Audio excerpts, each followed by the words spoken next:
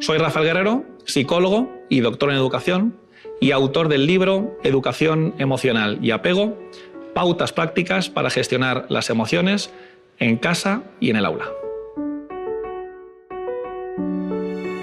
¿Qué claves nos darías a los padres y a las madres para poder gestionar bien las emociones de nuestros hijos? En primer lugar, tendríamos una fase que consiste en conocer las emociones. Conocer el nombre de las emociones, ¿vale? No es que me sienta mal, sino que me siento rabioso, por ejemplo, y conocer las funciones de esas emociones básicas. Es decir, que uno se pone muy tenso, ¿vale? Y tiene ganas de pegar porque está experimentando una emoción que se llama rabia. Ese sería el primer paso. La segunda fase sería reconocer las emociones. Si yo te pusiera 3 fotos, ¿vale?, de monumentos conocidos internacionalmente y te dijera que me señalaras cuál es la Torre Eiffel, ¿serías capaz? Claro, sí. Bien. Y serías capaz o bien porque has estado o bien porque has visto documentales, has visto fotos, te la han descrito, ¿de acuerdo? Entonces, para que tú puedas reconocer, para que tú me puedas señalar dónde está la Torre Eiffel, tienes que conocer. Pues con las emociones, Laura, pasa exactamente lo mismo. Para que tú puedas reconocer, yo lo que estoy experimentando ahora es miedo, tienes que conocer lo que es el miedo. Un tercer paso sería legitimar la emoción. Tremendamente importante que yo te permita que experimentes la emoción y que la puedas expresar. Una cuarta fase sería que yo te enseñe a ti estrategias para regular las emociones. Es decir, las conoces, las has reconocido, te la permito, ¿vale? Pero ahora, ¿qué hago con esto? ¿No? Claro. Entonces, yo te tengo que enseñar estrategias. Una estrategia para poder tolerar el aburrimiento, que yo la utilizo mucho con mis pacientes, consiste en que, como uno aprende a aburrirse, aburriéndose. ¿No?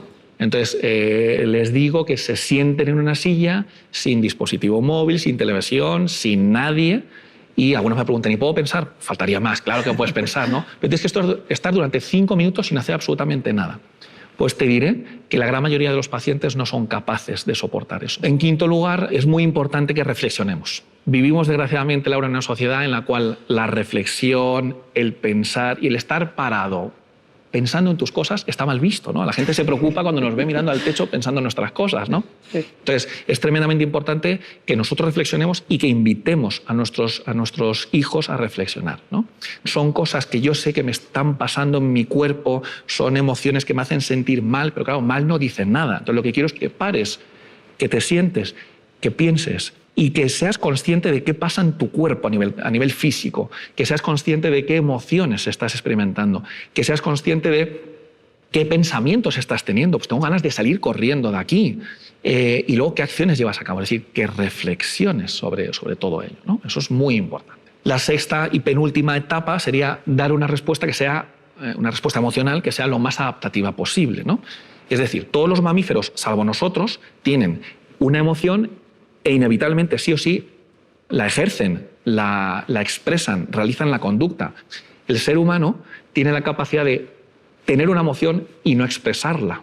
Por ejemplo, los niños pequeños, un niño pequeño que está en la fase de las rabietas, ¿no? Que se tira al suelo y que se enrabieta y que patalea, la única manera que él tiene de realizar esa expresión de la conducta es tiene una emoción y la pone en marcha. No tiene la capacidad de inhibir, ¿no? De parar y decir, no hagas esto. Es el único mecanismo que él tiene para expresar su rabia. Por eso hay que permitírselo, porque no tiene otros argumentos. Hay que enseñarle a pasar de esa pataleta que el niño está teniendo a respuestas que sean más adaptativas, pero para un niño de 2 o 3 años tiras al suelo es tremendamente adaptativo. ¿Por qué? Porque no tiene más recursos, ¿no? Y en séptimo y último lugar sería darle una narrativa. Consiste en coger las fases anteriores y ponerlas en conjunto, ¿no? Consiste en darle una explicación a todo lo que ha ocurrido. Cuando el niño se ha caído, se ha hecho daño físico, pero también un daño emocional porque se ha asustado, yo le tengo que dar una narrativa. Cariño, esto que te pasa se llama miedo, te has asustado porque no esperabas caerte mientras íbamos andando por la calle y entonces por eso estás llorando, tienes miedo, es normal, no pasa nada, a todos nos ocurre, cuando tenemos miedo nos sentimos tensos, nos sentimos más chiquititos y lloramos, es completamente normal, ¿no? Entonces le estoy dando una narrativa, te estoy explicando lo que a ti te ha ocurrido. Estas serían en definitiva las 7 fases que debemos llevar a cabo.